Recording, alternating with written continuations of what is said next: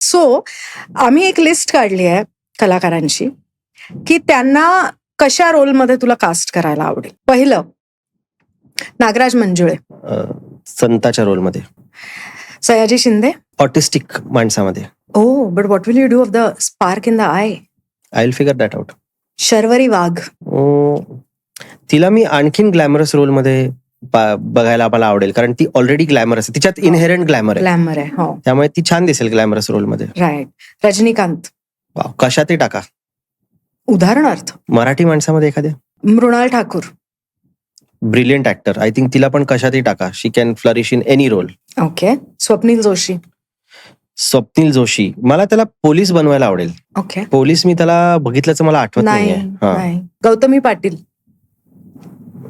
Actors. हो.